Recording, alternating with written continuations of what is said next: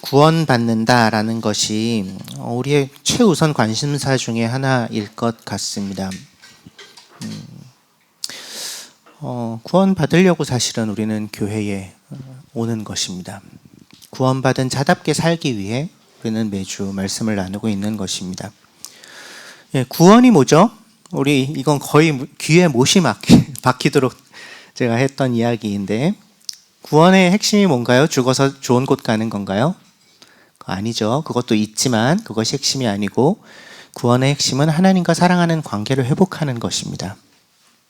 그분과의 관계가 끊어졌던, 우리의 죄로 인해 끊어졌던 그 하나님과의 관계가 다시 연결되는 것입니다. 그래서 이 세상을 만드신 하나님의 다스림 아래에 다시 들어가 살게 되는 것입니다. 하나님과 원수된 상태로부터 건짐받아서 구해져서 그분의 사랑하는 자녀라는 새로운 관계로 옮겨지는 것입니다. 그것이 구원입니다. 성경은 또한 동시에 이 구원을 영원한 생명, 영생이라는 말로 이야기하기도 합니다. 보통 요한복음에서, 요한의 그 글에서 영생이라는 표현을 많이 사용하는데요. 영원한 생명, 하나님이 영원하신 존재이시기 때문에, 시간을 뛰어넘어 계시는 분이시기 때문에 그분과 조금 더 가까운 곳에서 연결되어 있는 차원의 새로운 삶을 영원한 생명이라고 부르죠. 그러니까 구원은 하나님 나라에 들어가서 산다, 그분의 다스림 아래에 들어가 산다, 그리고 영원한 생명을 산다, 다 동의어입니다. 그리고 실제로 그것을 동의어로 사용하는 본문이 누가복음 18장 18절에서 30절에 나와 있습니다. 어떻게 해야 내가 영생을 얻겠습니까? 라고 물어본 한 사람에게 이렇게 해라, 다 했습니다, 다 지켰습니다. 그럼 네가 가진 것을 다 팔아서 가난한 사람들에게 주고 나를 따라라. 그러니까 그 근심하며 떠나가죠. 그 사람을 보면서 예수님께서 부자는 하나님 나라에 들어가기 어렵다, 이렇게 말씀하시고, 그 얘기를 들은 제자들은 그렇다면 누가 구원을 얻을 수 있겠는가, 이렇게 얘기합니다. 그러니까 이 한 단락에서 영생, 하나님 나라에 들어간다, 구원을 받는다라는 것을 동의어로 사용하고 있어요. 제가 올려드렸습니다, 카톡방에. 가볍게 짚고 넘어가고요. 우리 뭐 이미 많이 했던 얘기니까. 그래서 오늘 이 구원과 관련해서 누가복음과 사도행전, 누가라는 한 사람이 쓴 책들이죠. 1, 2편이라고 할 수 있는데, 같은 책에 구원과 관련해 굉장히 중요한 비유를 하나 살펴볼 텐데요. 우리에게 익숙한 선한 사마리아인의 비유입니다. 그래서 누가 영생을 얻을 수 있겠습니까? 라는 그 질문으로부터 시작되는 이야기인데, 사실은 누가복음과 사도행전에는 이 똑같은 질문을 던지는 3명의 인물이 등장합니다. 누가복음에 2명 등장하고 사도행전에 1명 등장하는데, 오늘 이 세 사람의 이야기를 짧게 살펴볼 텐데, 그 중에 첫 번째 질문, 누가 영생을 얻을 수 있습니까? 누가 구원을 얻을 수 있습니까? 이라는 질문을 던지는 첫 번째 인물이 오늘 이 이야기에 나오는 한 율법 교사입니다. 누가복음 10장 25절부터 37절까지 같이 한번 읽어보죠. 시작. 어떤 율법 교사가 일어나서 예수를 시험하여 말하였다. 선생님, 내가 무엇을 해야 영생을 얻겠습니까? 예수께서 그에게 말씀하셨다. 율법에 무엇이라고 기록하였으며 너는 그것을 어떻게 읽고 있느냐? 그가 대답하였다. 내 마음을 다하고 내 목숨을 다하고 내 힘을 다하고 내 뜻을 다하여 주 너의 하나님을 사랑하여라 하였고, 또 내 이웃을 내 몸같이 사랑하여라 하였습니다. 예수께서 그에게 말씀하셨다. 내 대답이 옳다. 그대로 행하여라. 그리하면 살 것이다. 그런데 이 율법교사는 자기를 옳게 보이고 싶어서 예수께 말하였다. 그러면 내 이웃이 누구입니까? 예수께서 대답하셨다. 어떤 사람이 예루살렘에서 여리고로 내려가다가 강도들을 만났다. 강도들이 그 옷을 벗기고 때려서 거의 죽게 된 채로 내버려 두고 갔다. 마침 어떤 제사장이 그 길로 내려가다가 그 사람을 보고 피하여 지나갔다. 이와 같이 레위 사람도 그곳에 이르러 그 사람을 보고 피하여 지나갔다. 그러나 어떤 사마리아 사람은 길을 가다가 그 사람이 있는 곳에 이르러 그를 보고 측은한 마음이 들어서 가까이 가서 그 상처에 올리브 기름과 포도주를 붓고 싸맨 다음에 자기 짐승에 태워서 여관으로 데리고 가서 돌보아 주었다. 다음날 그는 2 데나리온을 꺼내어서 여관 주인에게 주고 말하기를, 이 사람을 돌보아 주십시오. 비용이 더 들면 내가 돌아오는 길에 갚겠습니다 하였다. 너는 이 세 사람 가운데서 누가 강도 만난 사람에게 이웃이 되어 주었다고 생각하느냐? 그가 대답하였다. 자비를 베푼 사람입니다. 예수께서 그에게 말씀하셨다. 가서 너도 이와 같이 하여라. 이 이야기는 한 율법 교사의 질문으로부터 시작합니다. 내가 무엇을 해야 영생을 얻겠습니까? 예, 어떻게 해야 구원을 얻겠습니까? 어떻게 해야 하나님의 나라에 들어가겠습니까? 그 질문이죠. 그 이야기는 구원을 어떻게 얻는가, 구원을 얻는 방법에 대한 질문으로 시작되는 것입니다. 근데 예수님께서 이 질문에 대해서 바로 답을 하지 않으시고 질문에 질문으로 답하십니다. 율법에는 뭐라고 얘기하고 있니? 그리고 너는 그것을 어떻게 읽고 있니? 너는 그걸 어떻게 받아들이고 해석하고 있니? 이렇게 질문하는 거죠. 마치 이제 나이가 어떻게 되세요? 이렇게 물어봤는데 몇 살인 것 같아요? 이렇게 물어보는 것처럼 그러면 이제 곤란해지죠. 질문에 질문으로 대답하는 것입니다. 처음 질문한 사람이 아주 곤란해지는. 이 율법교사도 약간 곤란해졌어요. 왜냐하면 이 사람이 의도를 가지고 예수님께 질문했잖아요. 예수를 시험하여 말하였다라고 얘기하고 있어요. 그래서 예수님께서 어떤 대답을 하는지 시험해서 질문을 했는데 오히려 예수님이 그에게 또 다른 질문을 던지심으로 말미암아 이제는 그가 시험받고 있어요. 율법교사로서의 능력을, 자질을. 율법교사 대답합니다. 하나님 사랑하고 이웃을 사랑하는 것입니다. 이거 우리 율법 다루면서 얘기했던 거죠. 2주 전에. 신명기 6장 5절, 레위기 19장 18절. 하나님 사랑과 이웃 사랑 두 구절로 율법을 정리해서 얘기합니다. 예수님께서 맞아. 그거야. 그 대답이 옳다. 그대로 행하면 살 거다. 이렇게 말씀하십니다. 좀 이상하지 않아요? 예수님께서 이 장면에서 어떻게 하고 계시는 거예요? 어떻게 해야 구원받는다고 그런 말씀하신 거죠? 율법의 요구를 그대로 행하면 구원받을 거다. 이렇게 말씀하시는 거예요. 근데 이게 예수님의 가르침, 성경 전체의 가르침과 흐름이 맞나요? 우리 이거 율법에서 이미 얘기했죠? 지키라고 주어진 거 아니라고, 못 지킨다는 걸 얘기하기 위해서 한 거라고 이미 얘기했죠? 그래서 예수님이 근데 여기에서는 율법 지켜, 그러면 구원받을 수 있어, 이렇게 말씀하고 계신 거예요. 이상한 이거죠. 그래서 꼼꼼히 좀 봐야지 됩니다. 몇 가지 주목할 지점들이 있어요. 율법교사가 예수에게 질문을 던지는 이유 먼저 봐야 됩니다. 아까 얘기했지만 예수를 시험하여, 그러니까 불순한 의도를 가지고 질문을 던집니다. 선생으로서의 그의 자질을 걸고 넘어지는 거죠. 율법에 대한 지식을 물어보는 것입니다. 그래서 율법을 해석하고 적용하는 지혜를 묻고 있는 거예요. 그래서 예수님이 그거를 아셨겠죠. 그래서 역으로 질문하신 거죠. 그래서 두 개의 질문을 사실은 예수님을 던지신 것입니다. 율법에 무엇이라고 이야기하고 있느냐라는 질문과 너는 그것을 어떻게 읽고 있느냐라는 질문이죠. 그러니까 율법에 기록한 한 바는 뭐냐? 그러니까 지식을 물어보시는 거고, 너는 그걸 어떻게 해석하고 적용하고 있니? 지혜를 물어보시는 것입니다. 그러니까 본인을 시험하려고 한 자를 오히려 시험하시는 거죠. 이 율법교사가 굉장히 곤란해졌죠. 입장이 곤란해졌습니다. 시험하려고 했는데 오히려 시험 당하게 생겼으니까요. 자칫 잘못 대답했다가는 예수님을 이렇게 모함하기보다는 자기가 큰 망신을 당하게 생겼으니까요. 그래서 그가 대답합니다. 율법은 이렇게 얘기하고 있어요. 하나님을 사랑하는 것, 이웃을 사랑하는 것이라고 얘기하고 있어요. 얼핏 보면 잘 대답한 것 같지만 그렇지 않습니다. 왜 그렇지 않죠? 예수님은 질문을 두 개 던지셨거든요. 율법에는 무엇이라고 기록하고 있으며 너는 그것을 어떻게 읽고 있느냐? 근데 이 율법교사의 이 대답은 어떤 질문에 대한 대답이에요? 첫 번째 질문에만 대답하는 거예요. 율법에 어떻게 기록하고 있는가?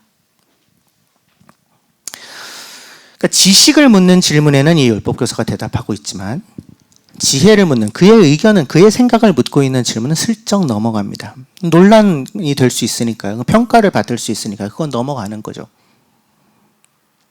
그래서 예수님은 그 대답을 굳이 지적하지 않으시고 그냥 맞아, 이렇게, 그래도 그대로 행하면 살 것이야, 이렇게 이야기합니다. 아마 이 율법교사는 이제 속으로는 넘어갔구나, 이렇게 생각했을지도 몰라요. 그래서 이 대화가 이렇게 끝나는 듯 했는데 이 율법교사가 여기서 한 걸음 더 나아가죠. 그 다음 질문을 던집니다. 어떻게 질문하죠? 그러면 내 이웃이 누구입니까? 29절에 그러면 내 이웃이 누구?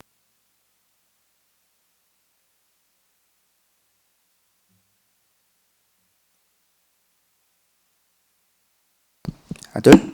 네. 그런데 29절에 동시에 뭐라고 얘기하고 있어요? 그 질문도 순수한 질문이 아니라는 것을 명시하고 있어요. 그의 의도가 뭡니까? 이 질문을 던지는? 대답 좀 해주시겠어요? 의도를 명시하고 있어요. 누가가 마음에 들어갔다 왔나 봐요. 전지적 작가 시점이에요. 네. 왜 어떤 의도를 가지고 질문하고 있죠? 자기를 옳게 보이고 싶어서. 또 위에서는 시험하려고, 여기에서는 자기를 드러내려고. 그러니까 이 율법 교사의 의중까지도 누가는 기록하고 있어요. 질문의 내용은 누가 내 이웃입니까? 라는 질문인데 굉장히 단순한 질문인데 동시에 복잡한 질문이기도 합니다. 율법교사가 이 질문을 왜 던지냐면 하나님 사랑과 이웃 사랑이 영생 곧 구원을 얻기 위해 이루어야 할 율법의 요구라는 것을 이미 대답했기 때문에 사실은 두 가지 질문을 해야 마땅한데 하나님을 사랑하는 것은 어떤 것입니까? 내가 사랑해야 되는 이웃은 누구입니까? 두 개의 질문을 해야 되잖아요. 첫 번째 질문은 하지 않아요. 어떤 마음이었겠어요? 나는 그건 이미 잘하고 있어서 더 물어볼 게 없어요. 율법교사, 바리새파, 율법대로 사는 사람들, 율법의 요구를 준행하며 살려고 애썼던 사람들, 그래서 사실은 일반 백성들의 존경을 받던 사람들인데 그러한 그가 자기를 옳게 보이려고 질문을 던지고 있는 거죠. 이게 왜 자기를 옳게 보이려고 던지는 질문이에요? 하나님 사랑은 나 이미 충분히 하고 있어요 라는 의도를 드러내는 질문이기 때문에 그렇습니다. 동시에 이웃 사랑도 나 어느 정도는 하고 있는데 자비를 베푸는 삶 나 살고 있는데 그래서 제가 좀 그거 하는데 뭐 이런 마음 아니었을까요? 그래서 예수님이 이게 사랑하는 거야 라고 말씀하시면 저 그거 이미 다 잘하고 있습니다. 이렇게 대답하고 싶지 않았을까요? 그래야 자기를 옳게 보이려고 하는 그 질문의 의도가 성립하잖아요. 자, 누가 그럼 나의 이웃입니까? 이웃을 사랑하는 것이 율법의 요구인데 누가 나의 이웃입니까? 라는 그의 두 번째 질문에 대해 예수님은 한 이야기로 대답하시죠. 흔히 선한 사마리아인의 비유라는 이야기입니다. 이 얘기는 뭐 너무 유명한 얘기죠. 여리고로 내려가다가 한 사람이 한 유대 사람이에요. 강도를 만났는데 강도한테 맞아가지고 거의 빈사 상태가 돼서 죽기 일보 직전이 돼서 그냥 버려졌는데 세 명의 인물이 그를 지나가요. 첫 번째 인물은 제사장이에요. 종교 지도자죠. 두 번째 인물은 레위 사람이에요. 제사를 돕는 역할을 하는, 그러니까 뭐 교회 사역자예요. 이 사람도 말하자면. 그 두 명의 유대인 중에서도 유대인이라고 할 수 있는, 그래서 굉장히 종교적으로 존경받고 있었던 사람들은 그냥 그를 보고 지나가 버렸습니다. 근데 세 번째 인물이 등장합니다. 그러니까 사실은 이 어떤 이야기에 세 사람이 등장하는 건 굉장히 일반적인 이야기 방식이에요. 아기돼지 삼형제처럼. 네, 정말로. 아기돼지 삼형제가 있습니다. 첫째 돼지, 둘째 돼지, 셋째 돼지, 차례차례 그들이 어떤 집을 지었는지 이야기가 나오죠. 근데 긍정적으로 제대로 집을 지은 거는 누구입니까? 셋째입니다. 항상 그래요. 그러니까 부정적인 두 개 정도 예를 들고 이건 아니고 이건 아니야, 이거야. 이건 일반적으로 얘기를 많이 하는 방식이에요. 달란트 비유에도 이게 등장하죠. 3명의 종이 있는데 5달란트 받은 종이 있고 2달란트 받은 종이 있고 1달란트 받은 종이 있다. 이건 약간 반대로 얘기하는 거죠. 2명의 긍정적인 예를 보여주고 1명의 부정적인 예를 부각해 보여주는. 그래서 이건 일반적인 이야기 방식입니다. 그래서 제사장과 레위인이 그냥 지나갔다는 것은 이 세 번째 인물은 어떤 사람이지라는 기대를 높이는 장치가 되는 거예요. 하지만 예수님 당시에 이야기를 듣고 있던 이 청중들 중에 이 세 번째 사람이 사마리아인이라고 말씀하시는 그건 아무도 예상하지 못했을 것입니다. 사마리아인이라는 얘기가 나오는 순간 그들 모두가 흠칫 놀랐을 것이 분명해요. 유대 사람들과 사마리아인들의 반목의 역사는 굉장히 깊거든요. 예수님 당시보다 한 800년, 900년 전에 아시리아 제국에 의해서 북이스라엘이 멸망당하고 나서 아시리아 제국은 이제 북이스라엘의 영토, 그러니까 북이스라엘 수도가 사마리아였는데 그것을 비롯한 북이스라엘 영토에 이민족들을 이주하는 정책을 펼칩니다. 그래서 핏줄을 다 섞어버려요. 혼합 정책을 펼칩니다. 그래서 바벨론 그 이후에 이제 또 한참 지나고 나서 이제 바벨로니아 제국에 의해서 멸망했던 남유다의 사람들은 사마리아에 살던 북이스라엘 민족들을 잡종으로 여겼습니다. 상종하지 못할 사람들로 여겼어요. 그래서 주전 6세기에 바벨론 포로를 갔다가 돌아온 사람들이 이제 성전을 복원하는 공사를 했을 때, 이거는 에스라서에 나와 있죠. 그때 사마리아에 살던 유대인들의 후손이라고 자기들은 생각했던, 하지만 사실은 순수 혈통은 아닌 사람들이 우리도 그 하나님 섬기는데 우리도 그 성전 공사 참여하게 해줘 이렇게 요청하지만 단칼에 거절당합니다. 너네는 자격이 없어. 여기서부터 이 반목의 역사가 시작돼요. 그래서 이제 주전 4세기에 사마리아인들은 그리심산이라는 곳에 별도의 성전을 건축하는데, 주전 108년에 그 하스모니안 왕조라는 유대인들의 독립 왕조가 세워졌을 때, 그때 힐카누스라는 하스모니안 왕조의 왕이 그 그리심산 성전을 파괴해 버려요. 그러니까 사마리아인들의 성소를 파괴해 버려요, 유대인들이. 그래서 이게 여기에 대한 보복이 계속해서 이뤄집니다. 그래서 AD 6년에서 9년, BC 6년에서 9년 사이에 6월절 밤에 사마리아 사람들이 몰래 들어와서 성전들에 죽은 사람들의 뼈를 막 뿌려놔요. 성전은, 유대인들의 성전도 모욕하는 거지. 예루살렘 성전도. 왜? 그들이 우리 성전을 파괴했으니까. 예수님이 오신 지 얼마 되지 않았을 때, 이제 48년에서 52년 정도 주후 사이에 갈릴리와 사마리아 경계에 있는 게마라는 마을이 있었는데, 6월절 절기를 지키려고 예루살렘으로 가고 있었던 유대인들을 사마리아인들이 살해하는 일이 벌어집니다. 그리고 유대인들도 들고 일어나서 보복 학살을 막 하는 이런 일들이, 그러니까 지금 사실 이스라엘 땅에서 일어나고 있는 보복이 보복을 낳고 이런 일들이 계속해서 벌어지고 있었던 그런 상황이었던 거예요. 그러니까 예수님 당시는 이 유대인과 사마리아인들의 반목이 극한으로 치달았을 때입니다. 유대인들의 예배에서는 사마리아인들을 저주해달라는 기도가 공개적으로 드려졌습니다. 그들이 영생을 얻지 못하게 해주십시오. 사마리아인들도 마찬가지였고, 그러니까 서로 상종도 하지 않고 마주치는 것조차 피했던, 그러니까 말을 섞는다는 것은 사실은 상상도 할 수 없는. 그래서 요한복음 4장에도 등장하죠. 사마리아 여인, 땅의 여인에게 예수님이 가서 물 달라고 하셨을 때, 당신 유대 사람인데 어떻게 사마리아 사람이 나한테 말을 건네십니까? 이렇게 놀라는 장면. 그러니까 일어나지 않았던 일이라는 거예요. 그런데 강도 만나서 쓰러져 있는 사람, 이 유대 사람을 불쌍히 여겨서 그를 도와준 게 사마리아인이라고? 말이 안 되는 일인 거예요. 정상적인 유대인이라면 차라리 죽으면 죽었지 그런 도움은 받으려고 하지 않을 그런 상황입니다. 그래서 두 명의 부정적인 인물, 제사장과 레위인이 이미 나왔기 때문에 이제는 긍정적인 인물이 나와야 되는 그들과 대조하여 그 자리에 사마리아인이라는 이름이 거론됐을 때 이 청중이 받은 충격은 엄청난 것이었을 거예요. 특별히 유대인 중에 유대인이라는 자부심을 가지고 있는 이 율법교사에게는 더더욱 그랬겠죠. 그래서 충격에 휩싸여 있었을 것이 분명한 그에게 예수님이 갑자기 물어보시는 겁니다. 너는 이 세 사람 중에 누가 강도 만난 자의 이웃이 되어 주었다고 생각하니?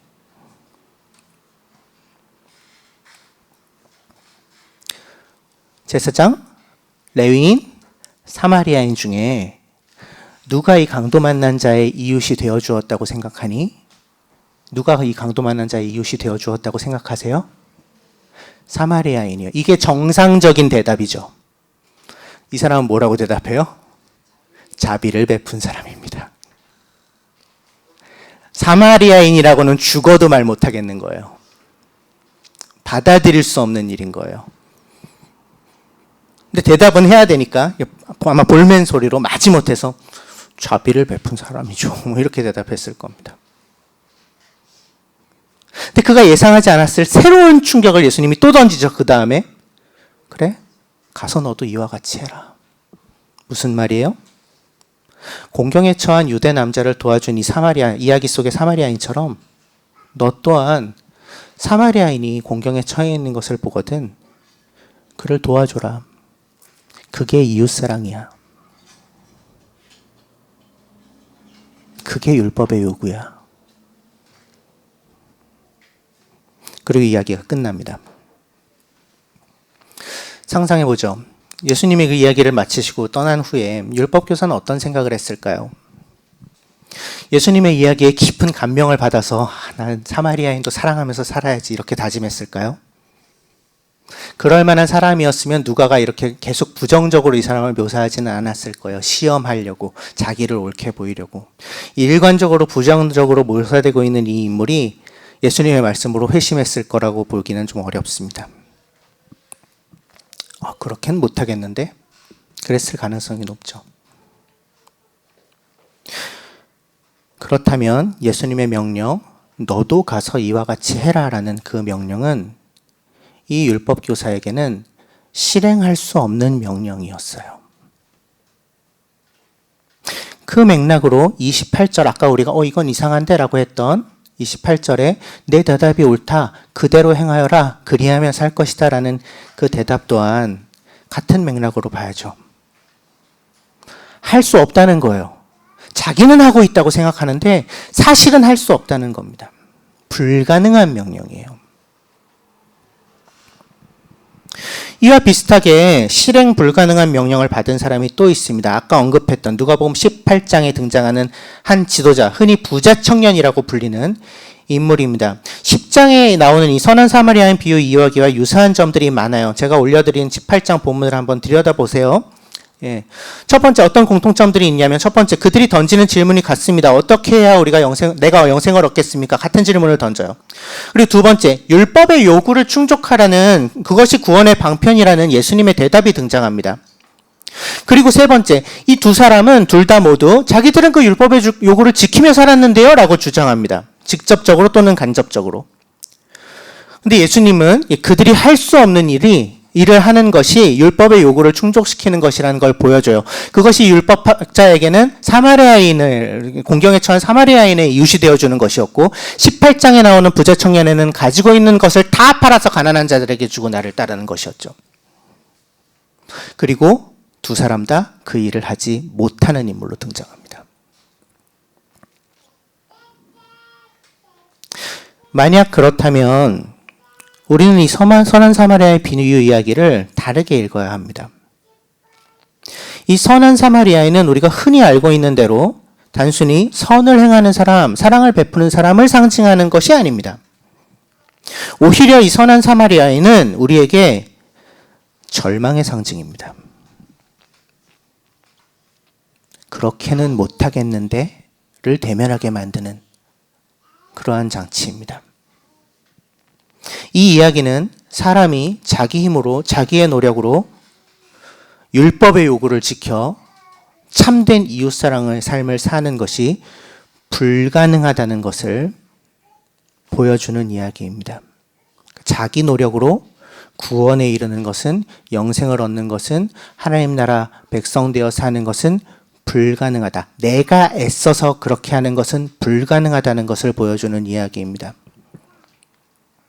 이 이야기들은 10장과 18장에 나오는 이 두 이야기들은 나 정도면 구원받을 만하지, 나 정도면 하나님의 백성이라고 할 만하지 라고 여기고 있는 이들을 예수님이 깨우치시는 이야기입니다. 아닐걸? 스스로 구원의 선을 긋고 편가르기를 시도하는 사람들, 내가 가지고 있는 기준으로 구원받을 만한 자와 구원받지 못할 만한 자를 판가름하려고 하는 이들, 그러면서도 나는 구원받을 만하지, 확실하지, 그 정도 자격은 있지, 이렇게 여기는 사람들에게 정말 그럴 수 있다고? 이래도? 라고 질문하시며 그 절망에 맞닥뜨리게 하시는 예수님의 이야기입니다.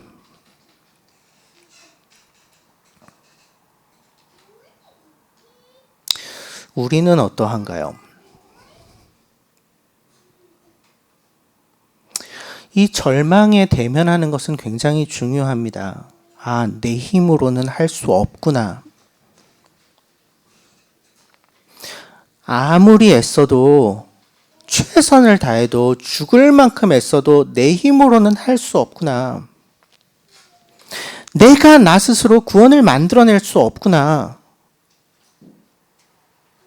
나의 힘으로는 하나님께 나아갈 수도 없고, 그분의 다스림 아래 들어가 살 수도 없고, 선한 일을 행할 수도 없구나라는 그 처절한 절망, 심지어 내가 세워놓은 그 선의 기준을 나 스스로 충족시킬 수조차 없고 내가 믿고 있는 바 옳다고 생각하고 있는 것을 그대로 행하며 살 수 있을 수도 없다는 나 자신에 대한 절망, 그래서 나의 안에서는 생명의 가능성을 털끝만큼도 찾을 수 없다는 그 절망, 그 절망을 깨닫는 것, 그 절망을 경험하는 것, 이것이 사실은 구원받는 자가 되기 위한 첫 번째 선결 조건입니다. 이 절망에 대면하지 않고서는 그리스도인으로 살 수가 없습니다. 왜냐하면 우리가 나 자신이 스스로를 구원하는 대신 나를 구원내실 또 다른 구원자가 필요한 이유가 바로 이것이기 때문입니다. 나는 못하니까요. 내 힘으로 그럭저럭 살 수 있다면 우리는 굳이 구원자를 찾을 필요가 없지 않습니까? 예수님 앞에 나아갈 필요가 없지 않나요? 그러니까 내가 정말 죽음에 맞닿아 살고 있다는 것을, 사실은 죽은 존재로 살고 있다는 것을 처절하게 깨닫지 않고서는, 그 절망을 대면하지 않고서는 그 죽음으로부터 나를 건져줄 누군가가 필요하다는 것을 절감할 수가 없지 않나요?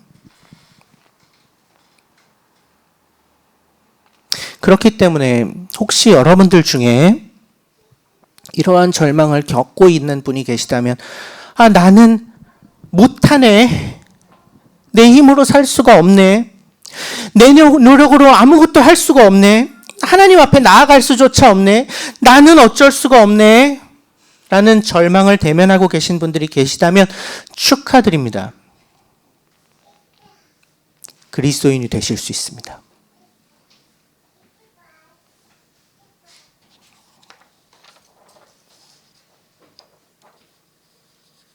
이 율법교사를 보십시오. 또 18장에 나오는 부자 청년을 보십시오. 그들은 하나님을 안다고 생각하지만 구원자를 굳이 필요로 하지 않는 사람들의 상태를 우리에게 선명하게 보여줍니다. 여전히 내 힘으로 구원을 이룰 수 있다는, 구원의 조건을 충족시킬 수 있다는 교만함, 내 노력을 하느냐, 내가 노력을 하느냐 그렇지 않느냐에 따라 하나님 나라 백성으로 사느냐 마느냐의 여부가 결정될 수 있다는 그 어리석음, 더 나아가서 내가 무언가를 함으로써 하나님께 인정받는 존재가 될 수 있을 것이라는 헛된 기대.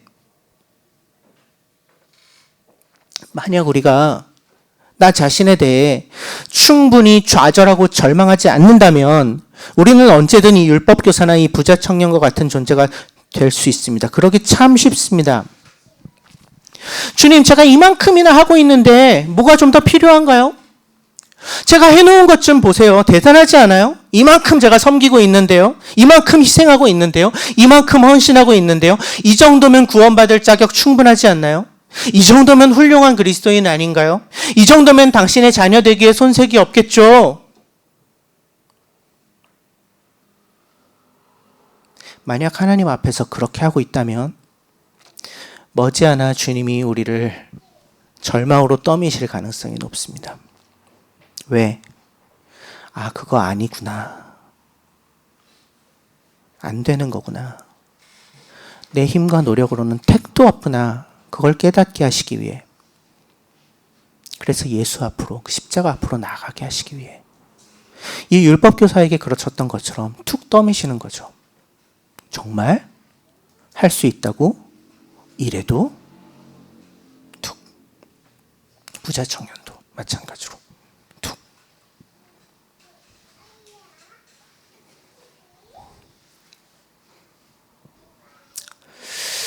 그럼 여기까지 이야기를 들은 우리를 포함한 이 청중들, 또 이 누가복음 사도행전을 읽고 있는 독자들이 던지게 되는 자연스러운 질문은 그거죠. 그렇다면 도대체 이런 절망스러운 상태에 있는 우리는 어떻게 구원을 그럼 얻을 수 있지? 도대체 어떻게? 애씀으로 되지 않는다면, 노력으로 되지 않는다면, 종교적 어떤 행위로 되는 것이 아니라면, 그것은 불가능하다면 그럼 도대체 방법이 뭐지? 이 대답은 이 누가복음과 사도행전에서 똑같은 질문, 구원의 방법, 영생의 방법을 묻고 있는 똑같은 질문을 던지는 세 번째 인물의 이야기에서 우리는 찾을 수 있습니다. 사도행전 16장 29절에서 33절. 같이 한번 읽어볼까요? 시작. 간수가 잠에서 깨어서 옥문들이 열린 것을 보고는 죄수들이 달아난 줄로 알고 검을 빼어서 자결하려고 하였다. 그때 바울이 큰 소리로 그대는 스스로 몸을 해치지 마시오. 우리가 모두 그대로 있소 하고 외쳤다. 간수는 등불을 달라고 해서 들고 뛰어들어가 무서워 떨면서 바울과 실라 앞에 엎드렸다. 그리고 그들을 바깥으로 데리고 나가서 물었다. 두 분 사도님, 내가 어떻게 해야 구원을 얻을 수 있습니까? 그들이 대답하였다. 주 예수를 믿으시오. 그리하면 그대와 그대의 집안이 구원을 얻을 것입니다. 그리고 하나님의 말씀을 간수와 그의 집에 있는 모든 사람에게 들려주었다. 그 밤, 그 시각에 간수는 그들을 데려다가 상처를 씻어주었다. 그리고 그와 온 가족이 그 자리에서 세례를 받았다. 바울의 2차 전도 여행에서 이제 빌립보 갔을 때 이제 상황입니다. 3차 전도 여행이죠. 예, 마케도니아로 넘어갔던 빌립보에서 일어난 일입니다. 뭐 그 얘기를 다 하기는 시간이 없고 찾아보세요. 사도행전 16장 읽어보세요. 읽어보시면 됩니다.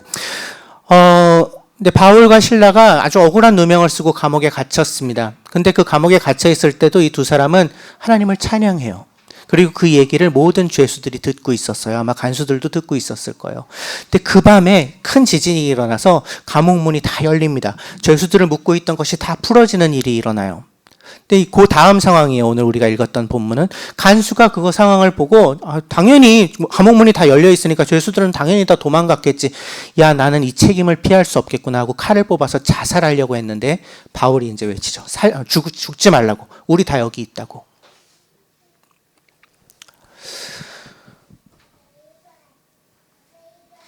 이 빌립보 간수는 절망을 경험했죠. 내가 책임지고 있는 죄수들이 지진으로 모두 도망쳤다고. 그래서 그 책임을 피할 수 있는 방법이 전혀 없다는 그 절망스러운 상황에 다다르자 자살하려고 했습니다. 죽는 게 차라리 낫겠다. 내 힘으로는 이거 수습 못하겠는데, 감당할 수가 없는데 죽어버리자. 근데 그 절망 가운데 희망을 가져다 준 사람이 있었죠. 바울과 실라죠. 바울의 일행이었던. 그들은 억울하게 감옥에 갇힌 상황 속에서도 기쁨으로 찬양하고 예배하던 사람들입니다. 절망을 이겨내는 참 소망을 보여주고 있었던 사람들이었어요. 그들은 악을 악으로 갚지 않고 선으로 악을 이기는 사람들이었어요. 그래서 그들이야말로 참된 생명을 소유한 것 같아 보이는 사람들이었어요. 그래서 이 간수가 그들 앞에 엎드려 묻는 거죠. 두 분 사도님, 사실은 너무 과도한 해석이에요. 사실은 이 단어는 그 주님이라고 번역되는 이제 퀴리오스의 복수형이에요. 그러니까 주님들 또는 주인님들에 해당하는 단어입니다. 그러니까 가장 최상급 존칭이에요. 종이 주인을 부르던 호칭. 그래서 주님들, 제가 어떻게 해야 구원을 얻겠습니까? 이렇게 물어보고 있는 거예요. 당신들이 가지고 있는 그 소망의 이유를, 그 억울함 가운데에서도 절망 가운데서도 여전히 찬송하고 예배할 수 있는 그 이유를, 그 생명력의 원천을 저에게도 알려주십시오. 당신들에게는 그것이 있는 것 같은데. 엎드려서 물어보는 거죠. 제가 도대체 무엇을 해야 구원을 얻겠습니까? 주님들. 이 질문, 문자 그대로는 똑같은 질문인데, 앞에 율법교사와 부자 청년이 던졌던 질문과 똑같은 질문인데 어떻게 해야 영생을 얻습니까? 어떻게 해야 구원을 얻습니까? 근데 그 질문하는 태도는 너무 다르죠. 앞에 두 사람이 나 정도면 자격 있지, 이런 생각을 가지고 시험하려고, 스스로를 드러내려고 질문을 던지는 것과 달리 이 간수는 처절한 절망을 대면하고 진실하게 그 절망으로부터 건진받기를 기대하고 소망하면서 솔직하게, 너무 겸손하게 자기를 낮추며 똑같은 질문을 던지는 것입니다. 주님들, 제가 도대체 어떻게 해야 구원을 얻을 수 있습니까?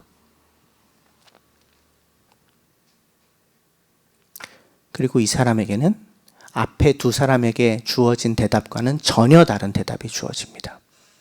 앞에 두 사람에게는 예수님이 그거 맞아, 해봐, 이렇게 대답하셨다면, 겸손한 태도로 똑같은 질문을 던지는 이 사람에게는 주 예수를 믿으시오.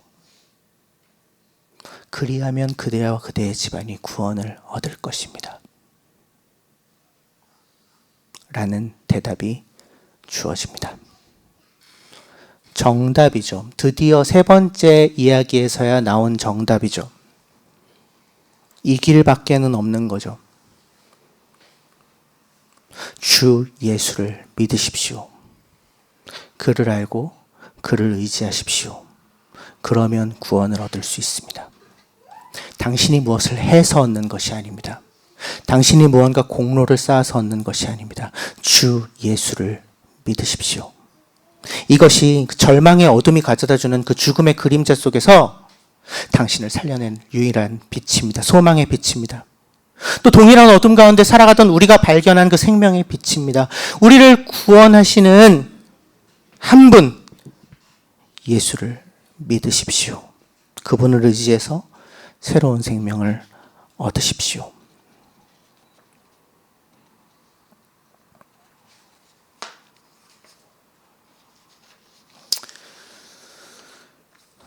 결국 오늘 설교의 제목, 구원은 무엇으로 받나요?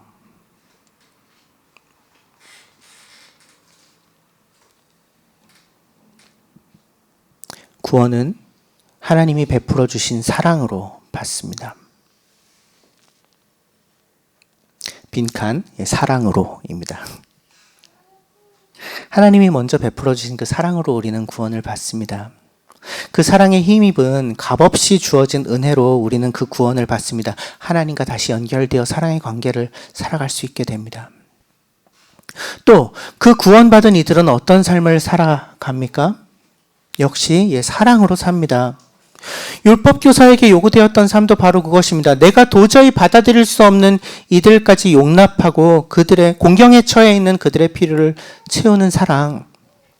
또 18장에 부자 청년에게 요구된 삶, 내가 가진 모든 것을 들여 그 사랑을 베푸는 그러한 삶. 이것이 구원받은 자들, 곧 하나님과 다시 사랑의 관계를 회복한 자들, 예수님 곁에 머무르며 그분의 말씀을 듣고 그분을 믿고 그분을 따라 살아가는 이들에게 요구되는 삶의 방식인 거죠. 사랑하는 삶. 아니, 행위로는 구원을 못 받는다면서요. 구원을 받는 방법으로서는 불가능하지만 구원을 이미 받은 자는 가능합니다.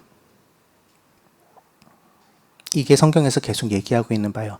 우리의 구원, 믿음, 행위 이런 것들이 어떻게 연결되어 있는지를 보여주는. 우리가 행함으로 구원을 얻어내는 것은 불가능하지만 구원받은 자인 우리가 하나님께 순종하며 예수를 믿는 삶을 살 때 그 행함을 이룰 수 있다.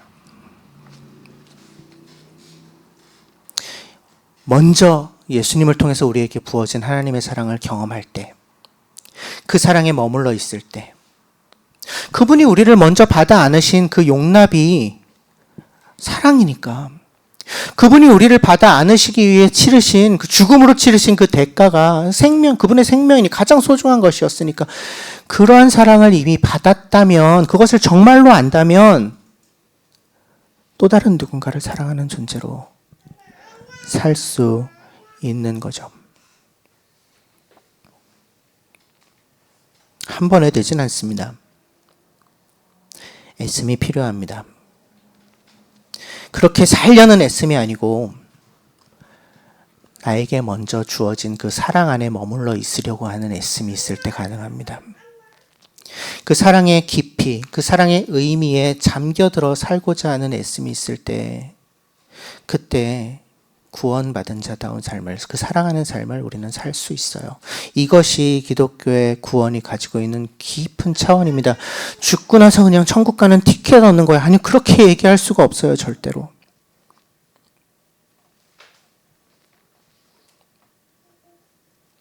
여러분, 무엇을 애쓰며 살고 계십니까? 내가 뭔가를 해서 하나님을 기쁘시게 해드려야겠다. 나의 행위로 나의 구원, 하나님의 다스림에 합당하게 사는 것, 영생을 얻는 것을 이루어 보겠다. 그건 다 부질없어요. 못하는 거예요, 그건. 그러한 노력이 우리의 구원을, 우리의 영생을, 하나님 나라 백성다운 삶을 절대로 보장할 수 없습니다. 근데 그렇다고 아무것도 안 해도 되느냐? 아니요, 그것도 아닙니다. 우리가 마음을 쏟아서 최선을 다해 해야 할 일이 있어요. 그것은 다름 아니라 사랑을 받는 것이고 사랑을 하는 것입니다. 나를 향한 하나님의 그 크신 사랑을 날이 가면 갈수록 더 깊이 이해하고 그 풍성한 사랑 안에 더 깊이 잠길 때 그때 우리는 비로소 우리가 받은 구원이 무엇을 위한 것이었는가 그 구원의 실체를 경험하게 됩니다. 또한 내게 주신 사람들을 사랑하며 우리가 받은 구원이 다름 아닌 사랑 그 자체라는 것을 드러내며 살 수 있습니다.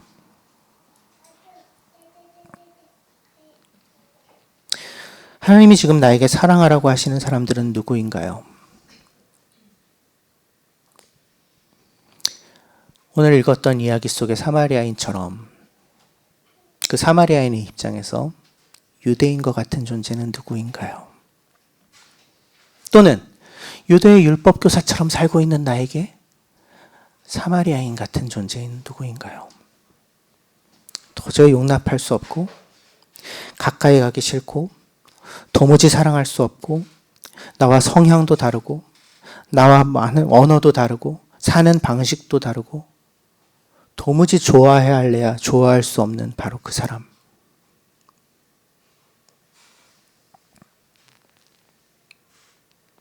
그가 공경에 처했을 때 그 공경을 그냥 내버려치지 마라. 지나치지 말아라.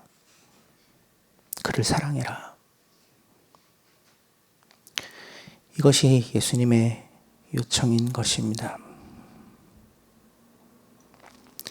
이거는 말씀을 전하는 저에게도 굉장히 부대끼는 말씀입니다. 그래서 제가 교회 오는 길에 한숨을 푹푹 쉬면서 왔습니다. 제 아내가 알아요. 한숨 좀 그만 쉬라고 해서. 나 오늘 이 말씀을 전해야 되는데, 근데 저한테도 율법교사라고 하죠. 율법교사인 저에게 제가 도무지 사랑하기 어려운 사마리아인 같은 사람들이 있어요. 특별히 지금 우리 한국 사회 상황 속에서 우리는 그렇게 갈려져 있는 세상을 지금 살고 있잖아요. 쟤네들 다 없어져 버려야 되는데 싶은.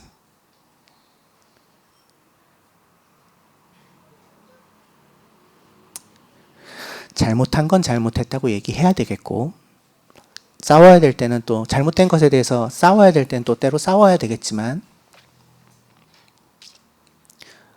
오늘 주님이 우리에게 주시는 부담은 그 지적과 그 싸움조차도 사랑으로 하라고.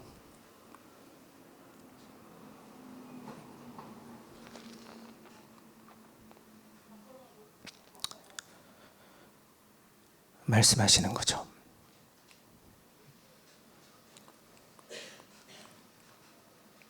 그 사랑은 불가능합니다.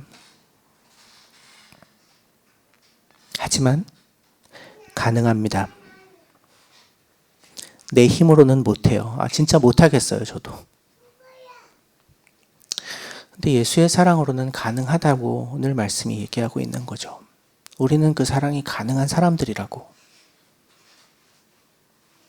우리가 먼저 그 사랑을 받았기 때문에 가능하다고. 사실은 자기 자신에 대한 처절한 절망에 다다르지 않으면, 그것을 깨닫지 못하면 다다를 수 없는 어떤 경지인 것 같습니다.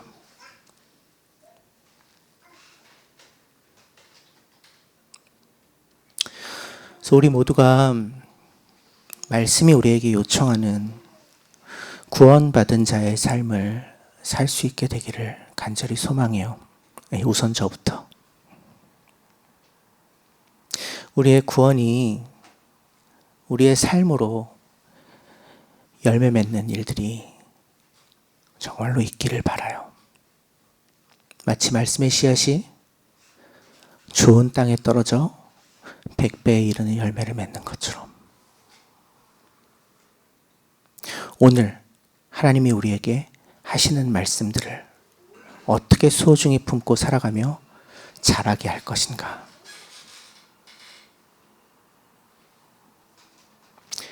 이것을 기억하고 최선을 다해 그 사랑의 삶을 살아내는 구원이 행함의 열매를 맺는 삶을 살아내는 우리 모두가 되기를 간절히 소망합니다.